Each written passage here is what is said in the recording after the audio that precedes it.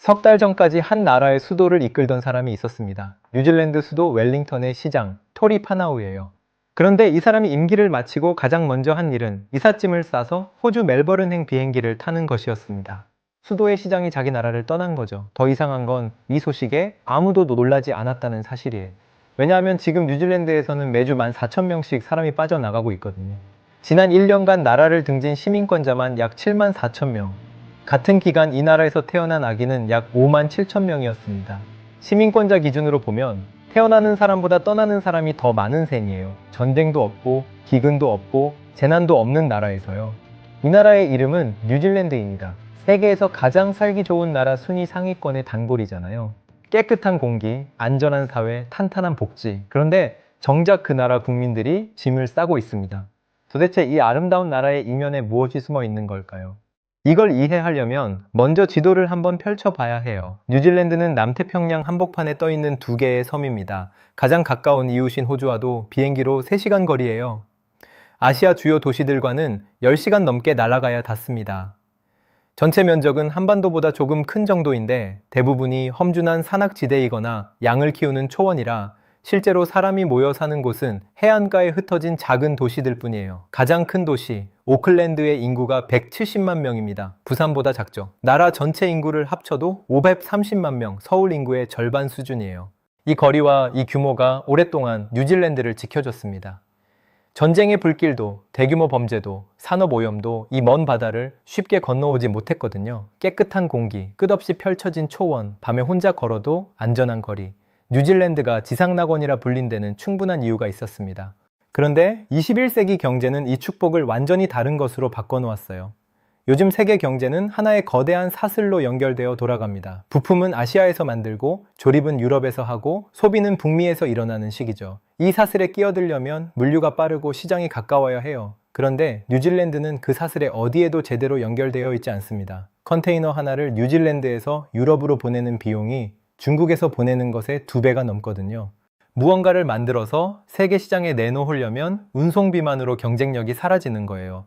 그렇다고 국내 시장만으로 버틸 수 있느냐? 530만 명으로는 자동차 한 종류를 만들어도 수익을 내기 어렵습니다. 게다가 바로 옆에는 중국, 한국, 일본이라는 제조업 강국들이 있어요. 뉴질랜드가 만들 수 있는 거의 모든 제품을 이 나라들이 더 싸고 더 빠르게 생산해냅니다. 금융업도 마찬가지예요. 국제 금융 거래를 하려는 사람이 지구 끝에 있는 오클랜드를 선택할 이유가 없죠. 싱가포르, 홍콩, 시드니가 훨씬 합리적이니까요. 결국 뉴질랜드에 남은 건 이 땅의 원초적인 강점뿐이었습니다. 비옥한 목초지와 깨끗한 환경을 바탕으로 한 농업, 그리고 압도적인 자연경관을 활용한 관광업이에요. 하지만 현대 농업은 트랙터와 자동화 장비가 이를 대신하기 때문에 많은 일자리를 만들어내지 못합니다. 관광업은 계절에 좌우되고 외부 충격에 극도로 취약하죠. 코로나 때 관광업이 완전히 멈춰 서면서 뉴질랜드가 얼마나 허약한 기반 위에 서 있었는지가 적나라하게 드러났어요. 다만 여기서 한 가지 짚고 넘어갈 게 있습니다. 지리적 한계가 있다고 해서 반드시 쇠퇴하는 건 아니에요. 비슷하거나 더 불리한 조건에서 정반대의 결과를 만들어낸 나라들이 있거든요. 그 이야기는 뒤에서 하겠습니다. 지금 중요한 건 뉴질랜드가 이 한계에 대응하는 과정에서 내린 선택이에요. 그리고 그 선택의 출발점은 1973년으로 거슬러 올라갑니다. 뉴질랜드 경제는 원래 영국에 단단히 묶여 있었어요. 양고기, 양털, 버터, 치즈. 이런 농산물을 배에 실어 영국으로 보내는 것이 경제의 생명줄이었습니다. 영국 식탁 위에 뉴질랜드산 양고기와 버터는 양국 사이에 오래된 약속 같은 것이었죠. 그런데 1973년 영국이 유럽 공동체에 가입해요. 영국이 유럽산 제품을 우선 구매하기 시작하면서 뉴질랜드의 가장 크고 안정적인 시장이 갑자기 줄어든 겁니다. 수십 년간 이어온 거래의 줄이 느슨해진 거예요. 이 위기 속에서 뉴질랜드 정부는 2가지 결정을 내립니다. 두 결정 모두 당시로서는 합리적으로 보였어요. 하지만 수십 년이 지난 뒤 이 선택들이 만들어낸 결과를 보면 운명의 갈림길이었다는 걸 알 수 있습니다. 첫 번째는 1983년 호주와 맺은 경제 긴밀화 협정이에요. 핵심은 인력의 자유 이동이었습니다. 뉴질랜드 국민은 호주에서 비자 없이 살고 일하고 집을 살 수 있게 됐어요. 호주 국민도 마찬가지였죠. 같은 영어를 쓰고 비슷한 문화를 가진 두 나라 사이의 벽이 사실상 사라진 겁니다. 작은 시장의 한계를 호주라는 큰 시장과 묶어서 돌파하겠다는 판단이었고, 당시에는 나쁘지 않은 선택이었어요. 두 번째는 그 이듬해부터 시작된 급진적 경제 자유화입니다.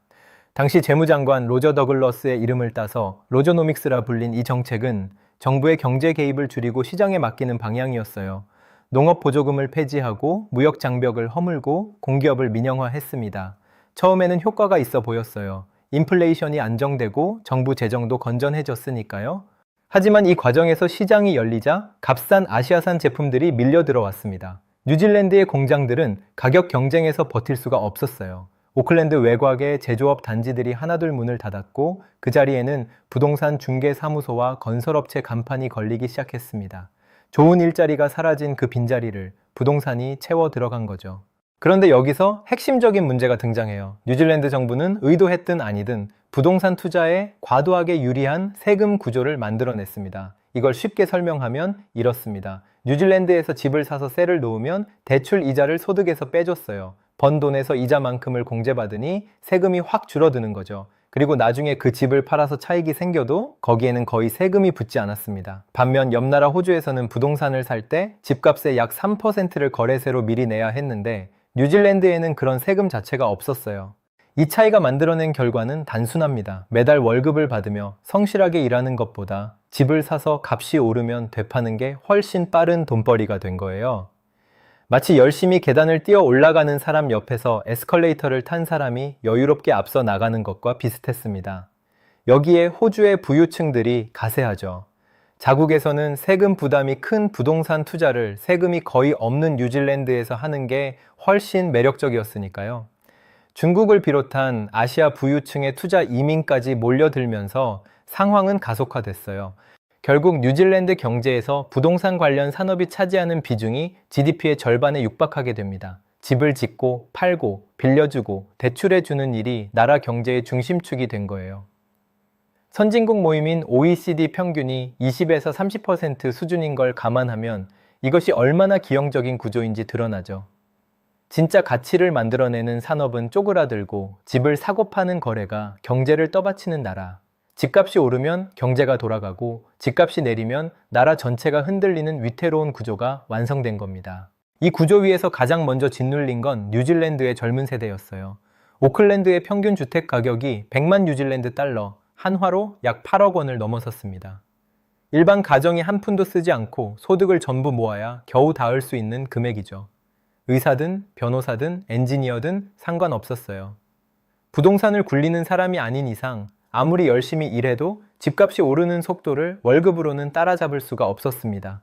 그리고 이 젊은이들 눈앞에는 탈출구가 놓여 있었어요. 1983년에 활짝 열린 호주로 가는 문이었습니다. 비행기로 3시간이면 닿고 비자 없이 도착 즉시 일할 수 있는 나라죠. 언어도 같고 문화도 비슷하고 서울에서 부산 가는 것보다 오히려 심리적 거리가 가까운 곳이에요. 그런데 거기서는 같은 일을 해도 돈이 달랐습니다. 직종과 경력에 따라 차이는 있지만 대체로 같은 직업에서 호주 급여가 30%에서 50% 이상 높았어요. 여기에 호주 고용주는 퇴직연금을 급여의 약 11.5%까지 추가로 적립해주는 반면 뉴질랜드는 최소 3% 수준이었습니다. 같은 일을 하는데 월급도 노후 대비도 완전히 다른 세계인 거죠. 이 격차를 실제 사람의 삶으로 바꿔보면 이렇습니다. 2025년 가디언이 인터뷰한 24살 헤이든 피셔는 웰링턴에서 서점 직원으로 일했어요. 장을 보러 가면 월급의 절반이 식료품비로 사라졌고 후불 결제 서비스까지 동원해야 할 정도였습니다. 시드니로 건너간 뒤에는 같은 비용의 4분의 1만 쓰고 있다고 했어요. 그가 남긴 말이 있습니다. 뉴질랜드를 사랑해요. 사람도 문화도 좋습니다. 하지만 경제적으로 안정될 가능성이 웰링턴에서는 불가능하게 느껴졌어요. 22살 주누비에브 풀턴은 웰링턴에서 시급 약 22.70 뉴질랜드 달러를 받았습니다. 멜버른으로 옮긴 뒤에는 주말에 그 2배 이상을 벌고 있어요. 그녀가 떠나온 도시를 묘사한 말이 인상적이죠. 웰링턴이 텅 비어가고 있어요. 좀 으스스하달까. 제가 자란 나라 같지 않습니다. 실제로 웰링턴 도심의 상가 공실률은 한 해 사이에 3.5%에서 9.3%로 2배 넘게 뛰었어요. 가게들이 문을 닫고 거리가 비어가고 남은 가게들마저 활기를 잃어가는 풍경. 그녀의 표현은 감상이 아니라 현실 그 자체였습니다. 오클랜드에서 나고 자란 사모아 전통 문신의 마스터 틸라 베아우는 가족이 이미 전부 호주로 이주한 뒤였어요. 2년 전만 해도 호주로 갈 생각이 전혀 없었습니다. 하지만 오클랜드가 변하고 있어요. 제가 자란 오클랜드가 아닙니다. 결국 그녀도 골드코스트로 따라갔죠. 부모님, 언니, 조카들을 다시 오클랜드로 데려오는 건 비용상 불가능하다고 했어요. 호주 국립대학교 이민 허브 분석에 따르면 호주에 거주하는 뉴질랜드 출신의 80%가 시드니, 멜버른, 브리즈번 같은 대도시에 집중되어 있습니다. 이들은 건설, 의료, IT, 교육 등 뉴질랜드가 가장 절실하게 필요로 하는 분야의 숙련 인력들이에요. 떠나는 사람 중 18세에서 30세 청년층이 약 40%입니다. 한 나라의 미래를 이끌어야 할 세대가 가장 먼저 등을 돌리고 있는 거죠. 그렇다면 이들이 빠져나간 자리에는 무엇이 남았을까요? 여기서부터 상황이 진짜 심각해집니다. 2025년 9월 뉴질랜드 간호사 노조가 공개한 보고서 하나가 나라를 뒤흔들었어요. 뉴질랜드 공공병원에서 매 교대 근무마다 평균 587명의 간호사가 부족하다는 내용이었습니다. 심한 교대 시간에는 848명까지 모자랐어요. 노스랜드 같은 지방병원에서는 야간에 의사가 아예 없어서 응급 환자가 오면 수백 킬로미터 떨어진 대형 병원으로 헬기를 불러야 했습니다. 크라이스트 처치의 한 병원에서는 시니어 의사 자리의 30%가 비어 있었고 한 의사는 언제 치명적 사고가 터져도 이상하지 않은 상태라고 경고했죠. 그런데 여기서 이해하기 어려운 모순이 드러나요. 병원 현장은 사람이 없어 쓰러지고 있는데 같은 해 간호학을 갓 졸업한 신규 간호사의 절반 이상이 일자리를 구하지 못했습니다.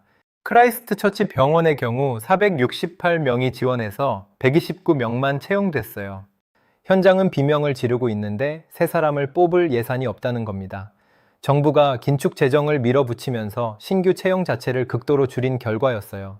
간호사가 필요한데 간호사를 뽑지 않는 나라. 이 모순 앞에서 갓 졸업한 간호사들이 어디로 향했을지는 말하지 않아도 짐작이 가죠. 이 분노가 마침내 하나의 날짜로 모였습니다. 2025년 10월 23일이에요. 뉴질랜드 전역에서 교사, 간호사, 의료진, 공무원을 포함해 약 10만 명이 동시에 일손을 놓았습니다. 1979년 이후 뉴질랜드 최대 규모의 파업이었죠. 이름도 메가 스트라이크였어요. 그런데 하필 그날 뉴질랜드에는 폭풍이 몰아쳤습니다. 남섬 전역과 북섬 하부에 생명을 위협하는 수준의 강풍 경보가 내려졌고 항공편 200편 이상이 취소됐어요. 웰링턴의 국회의사당 앞 집회는 폭풍 때문에 열리지 못했습니다. 하지만 오클랜드를 비롯한 북섬 도시들에서는 비바람을 뚫고 수만 명이 거리로 나왔어요. 오클랜드 집회에서 한 간호사가 마이크를 잡았습니다. 환자가 다치거나 목숨을 잃어야만 상황이 나아지는 건 아닙니다. 우리 사회를 묶고 있는 실을 끊지 말고 투자해달라.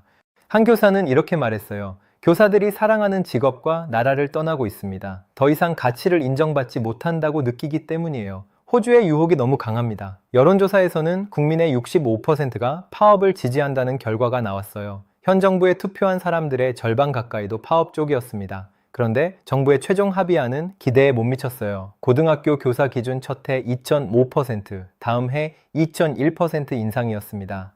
물가 상승률이 3%였으니 숫자만 올라가고 실질적으로는 월급이 줄어드는 조건이었죠. 같은 기간 기업 영업이익은 8.6% 늘었고 전기와 가스 분야 이익은 30%를 넘게 증가했어요. 일하는 사람의 지갑은 얇아지는데 기업의 금고는 두꺼워지고 있었던 겁니다. 파업의 열기가 식기도 전에 거리 풍경이 그 분노의 이유를 다시 한번 확인시켜줬어요. 오클랜드 뉴마켓에 한때 번화했던 거리에는 셔터가 내려진 상점들이 줄줄이 늘어서 있었습니다. 한 매체는 이 풍경을 유령도시라고 표현했죠. 웰링턴도 다르지 않았어요. 25년간 단골들의 사랑을 받아온 벨기에 맥주 카페가 문을 닫았고 2026년 1월에는 단 10일 사이에 61개 상점이 폐업을 발표했습니다. 사람이 떠나니 가게가 닫히고 가게가 닫히니 거리가 죽고 거리가 죽으니 남은 사람마저 떠나고 싶어지는 악순환이에요. 그렇다면 정부는 이 빈자리를 어떻게 메우고 있을까요? 여기서 이 위기의 가장 기묘한 층위가 드러납니다. 뉴질랜드 정부는 빠져나간 인력을 메우기 위해 해외에서 전문 인력을 대거 받아들였어요. 필리핀에서 간호사를, 인도에서 의사를, 남아프리카에서 엔지니어를 유치했습니다. 표면적으로는 인구가 유지되는 것처럼 보였죠. 하지만 속을 들여다보면 전혀 다른 그림이 펼쳐져요. 뉴질랜드 시민권을 따면 앞서 말한 호주와의 자유이동 협정 덕분에 자동으로 호주에서도 거주하고 일할 수 있습니다. 2023년 호주 정부가 규정을 더 완화하면서 뉴질랜드 여권을 가진 사람은 호주에 4년만 살면 영주권 없이도 바로 시민권을 신청할 수 있게 됐어요. 이 변화가 어떤 결과를 가져왔는지 숫자가 적나라하게 보여줍니다. 2023년 7월부터 2025년 6월까지 2년간 호주 시민권을 신청한 뉴질랜드 국적자가 92,000명이었어요. 그런데 이 중 41%, 거의 절반이 뉴질랜드 밖에서 태어난 사람들이었습니다. 이게 무엇을 의미하는지 풀어보면 이렇습니다. 인도나 필리핀이나 남아프리카에서 뉴질랜드로 이민을 옵니다. 뉴질랜드에서 자격을 인정받고 경력을 쌓고 시민권을 취득해요. 그리고 그 뉴질랜드 여권을 들고 호주로 건너갑니다. 호주에서 4년을 살면 호주 시민권까지 얻을 수 있죠. 뉴질랜드가 호주로 가는 디딤돌이 된 거예요. 매주 400명 이상이 이 경로로 호주 시민권을 신청하고 있습니다. 뉴질랜드 외무장관 윈스턴 피터스는 이 상황을 공개적으로 인정했어요. 우리가 이민자를 받아들이고 교육시키고 기술을 키워주고 가족을 돌봐줍니다. 그런데 그 사람들이 떠나요. 이게 효과적인 이민 정책입니까? 한 나라의 외무장관이 자국 이민 시스템을 이렇게 직접적으로 비판하는 건 이례적인 일이죠. 구멍 뚫린 양동이에 물을 붓고 있는 겁니다. 뉴질랜드에서 태어나고 교육받은 숙련 인력이 호주로 떠나요. 그 빈자리를 해외 이민자로 채웁니다. 이민자가 시민권을 취득하고 다시 호주로 떠나죠. 또 빈자리가 생기는 거예요. 인구 수치만 보면 나라가 유지되는 것 같지만 실제로는 숙련된 사람이 빠지고 새로 온 사람이 적응하기도 전에 떠나는 교체가 반복됩니다. 양동이에 물은 붓고 있지만 바닥의 구멍은 점점 커지고 있는 셈이에요. 여기에 아이마저 태어나지 않고 있습니다. 뉴질랜드의 합계 출산율은 1.58명으로 인구를 유지하는 데 필요한 2,001명에 한참 못 미쳐요. 젊은 사람들은 떠나고 반대 방향에서는 호주나 다른 나라에서 은퇴한 부유층이 아름다운 환경에 끌려 유입되고 있습니다. 세금을 내고 경제를 돌릴 청장년층은 줄어드는데 의료비와 연금이 필요한 고령 인구는 늘어나는 거죠. 이 나라의 인구 시계가 어느 방향으로 돌고 있는지 굳이 설명하지 않아도 보일 겁니다. 앞에서 비슷한 조건의 다른 나라 이야기를 하겠다고 했습니다. 뉴질랜드가 부동산에 세금 혜택을 몰아주고 있을 때 정반대의 선택을 한 나라들이 있어요. 아일랜드가 대표적이죠. 1980년대 아일랜드는 뉴질랜드와 거의 동일한 처지였습니다. 인구 400만 명의 작은 섬나라, 농업 중심 경제, 젊은이들은 영국으로 떠나고 유럽의 가난한 친척이라는 별명까지 따라다녔어요. 하지만 아일랜드는 부동산이 아니라 기업의 세금 혜택을 집중합니다. 기업이 내는 세금인 법인세율을 12.5%로 낮춰서 유럽 평균의 절반도 안 되게 만들었어요. 구글, 애플, 마이크로소프트가 유럽 본부를 더블린에 세웠고 영국으로 떠났던 젊은이들이 다시 돌아오기 시작했습니다. 사람을 밀어내던 나라가 사람을 끌어당기는 나라로 바뀐 거죠. 에스토니아는 더 극단적이었어요. 인구 130만 명짜리 이 나라는 세계 최초로 전자시민권을 도입해서 물리적으로 오지 않아도 회사를 세울 수 있게 만들었습니다. 국경이라는 물리적 한계를 디지털로 우회한 겁니다. 물론 이 성공 사례들에도 그림자가 있어요. 아일랜드는 세금 회피처라는 비판을 받고 있고 아이러니하게도 지금 심각한 주택 위기를 겪고 있습니다. 에스토니아의 전자시민권도 자금 세탁에 악용된 적이 있죠. 완벽한 모델은 없어요. 하지만 공통점은 있습니다. 이 나라들은 자국의 한계를 정면으로 인식하고 부동산이 아닌 생산적 산업의 미래를 건 거예요. 세금 혜택이 부동산으로 갔느냐, 기업과 인재와 기술로 갔느냐, 이 하나의 방향 차이가 수십 년 뒤 완전히 다른 풍경을 만들어냈습니다. 그렇다면 뉴질랜드는 왜 방향을 바꾸지 못하는 걸까요? 답을 모르는 게 아니에요. 실행할 수 없는 구조에 갇혀 있는 겁니다. 앞서 설명한 호주와의 자유이동협정을 다시 떠올려 보면 됩니다. 이 협정은 양국의 사회보장, 노동시장, 법률 체계까지 깊이 엮어놓은 구조예요. 뉴질랜드가 이걸 일방적으로 건드리려면 가장 큰 무역 파트너와의 관계를 통째로 흔들어야 하죠. 거기에 묘한 정치적 역학이 더해집니다. 호주에 거주하는 약 60만 명의 뉴질랜드 시민권자들은 여전히 본국 선거에서 투표할 수 있어요. 이들에게 자유이동 시스템은 생활 그 자체입니다. 어떤 정치인이 이 시스템을 손보겠다고 하면 60만 표가 반대로 돌아서게 될 거예요. 나라를 떠난 사람들이 나라의 구조적 변화를 막는 열쇠를 쥐고 있는 거죠.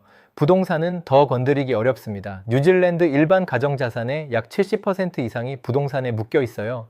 집값이 떨어지면 가계자산이 줄고 소비가 위축되고 경제 전체가 흔들리죠. 집을 가진 기성세대는 자산 가치 하락을 원하지 않고 정치인들은 이 표를 의식합니다. 반면 집을 살 수 없는 젊은이들은 이미 나라를 떠났거나 떠날 준비를 하고 있어요. 남아있는 사람들의 이해관계가 떠난 사람들의 절실함을 덮어버리는 구조인 거죠. 2018년 외국인 주택 구입 금지법을 만들었지만 호주인은 예외였습니다. 부동산 세제를 강화했다가 경기가 나빠지자 다시 풀었어요. 마치 다이어트를 결심해 놓고 배가 고프면 냉장고 문을 여는 것과 비슷하죠. 그렇다고 이 나라의 빛이 전혀 없는 건 아닙니다.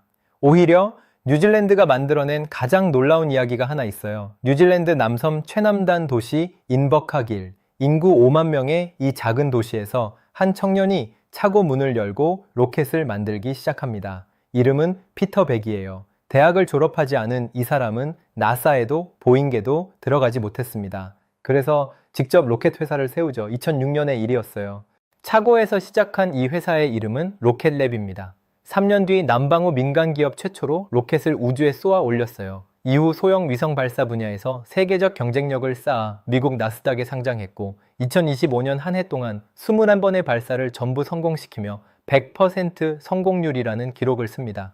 직원 수는 3개국에 걸쳐 2,500명이 넘어요. 인구 5만 명 도시의 차고에서 출발해 세계 우주 산업의 한 축이 된 이 이야기는 뉴질랜드의 넓은 공간과 유연한 규제 환경, 그리고 이 나라 사람들의 역량이 어디까지 갈 수 있는지를 보여주죠. 원격 근무의 확산도 새로운 가능성을 열고 있어요. 실리콘밸리의 개발자가 오클랜드 해변가에 살면서 미국 회사를 위해 일하는 것이 현실적으로 가능해진 시대니까요. 하지만 로켓랩의 성공은 동시에 역설적인 진실을 드러내기도 해요. 이 회사의 본사는 현재 미국 캘리포니아에 있습니다. 뉴질랜드에서 태어난 기업이 성장하기 위해 결국 더 큰 시장으로 본거지를 옮겨야 했다는 사실이죠. 발사대는 뉴질랜드에 남아있지만 돈과 인재와 핵심 의사결정은 바다 건너에서 이루어지는 구조예요. 뉴질랜드에서 무언가를 시작할 수는 있지만 여기서 끝까지 키우기는 어렵다는 현실. 이것이 뉴질랜드가 다음으로 풀어야 할 과제입니다. 이 모든 이야기가 먼 나라 이야기로만 들리지 않는 이유가 있어요. 부동산에 과도하게 기댄 경제 구조, 젊은 세대의 내 집 마련 포기, 숙련 인력의 해외 유출, 급속한 고령화, 지방 도시의 공동화, 한국에서도 최근 몇 년간 반복적으로 등장하는 키워드들이죠. 물론 530만 명의 작은 섬나라와 5천만 명의 제조업 강국을 직접 비교하는 건 무리가 있습니다. 한국에는 반도체, 자동차, 조선, 문화 콘텐츠 같은 강력한 산업 기반이 있으니까요. 하지만 간과할 수 없는 접점도 있어요. 서울의 중위주택 가격 대비 소득 비율은 13.9배입니다. 평범한 직장인이 14년 동안 한 푼도 쓰지 않고 모아야 서울에서 집 한 채를 살 수 있다는 뜻이죠. 오클랜드가 약 7배라 충격적이었는데 서울은 그 2배에 가까워요.